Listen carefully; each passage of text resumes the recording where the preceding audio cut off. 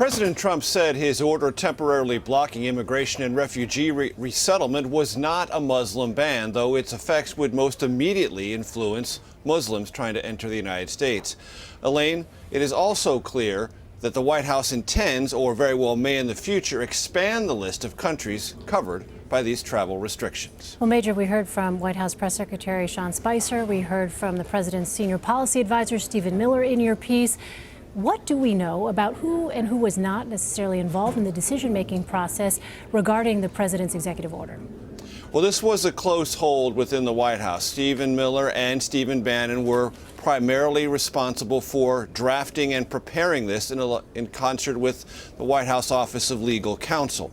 This was not distributed widely to the various agencies, State Department, Department of Homeland Security, or the Department of Justice, to have their review and their input, if you will, into ways to avoid either legal problems or political problems. And Elaine, it's been interesting. Over the weekend and certainly today, as I've talked to Republicans, primarily on Capitol Hill about this, their central reaction is this.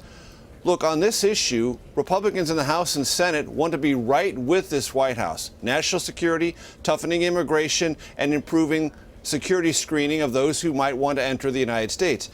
They said to me, we would be with the White House if this had been handled and vetted with us properly. We could have seen some of the traps that they were walking themselves into. We could have helped them write this executive order in a way that would withstand all legal challenge, be a political winner for the White House and for us. Instead, they said over the weekend, we had far more questions than answers, and some of the legal areas of this executive order may be vulnerable to court challenge, and that left Republicans on the Hill slightly mystified and in some cases concerned about not this policy necessarily, though there are concerns about that, but the process that created it in the first place. And so, Major, then what could this possibly portend about the way in which this administration will operate moving forward?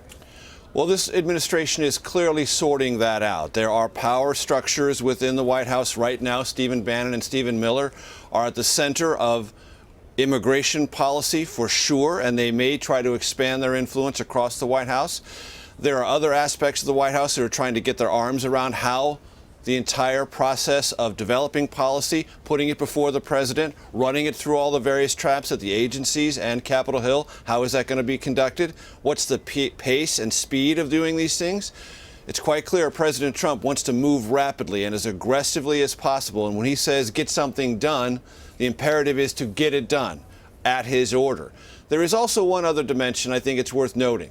There is an aspect of President Trump's approach to leadership, and I saw this continuously during the campaign, and certainly Steve Bannon and Stephen Miller's underlying sense of the American political mentality, or to use a very fancy dressed up 50-cent word, zeitgeist, which is if Washington is in a tizzy, it's good, because it's sending a signal to the rest of the country, the non-Washington based, non-Beltway insiders who helped make Donald Trump president of the United States, that something is going on. The change is real, it's happening, and everyone is in a froth about it. And at that level, even though this may be a temporary set of political setbacks or even legal challenges, their underlying theory is when that kind of chaos is visited in Washington, it's a net plus for President Trump and over the long haul, his agenda. We'll see if that calculus is right, but I guarantee you that's part of the calculus this day, and probably was over the weekend as well.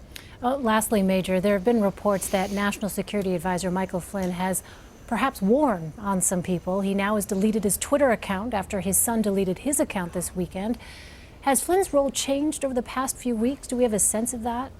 Hard to know for sure, but one thing it appears, and I can certainly say this is not just appearances from the outside, but it is among the conclusions that is being drawn on Capitol Hill by Republicans watching this White House and its staffing very carefully.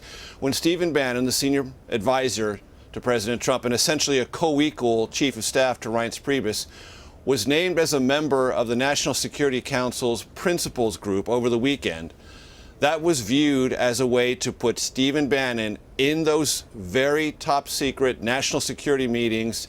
And it was interpreted, whether this was intended or not, it was interpreted as a slight to the power base that retired General Michael Flynn was trying to create for himself as head of the National Security Council and the National Security Advisor. That's certainly the way it's being viewed. And it is suggested and has been suggested to me that when a political operative of Stephen Bannon's prominence and his proximity to the president and his co-equal status as chief of staff and his political antennae are brought into that National Security Council principals meeting, it, by definition, whether it's intended or not, diminishes the National Security Advisor in the eyes of those working around him in the White House and quite clearly on Capitol Hill. Never any shortage of developments there at the White House. Major Garrett, thanks for helping us sort through them. Sure.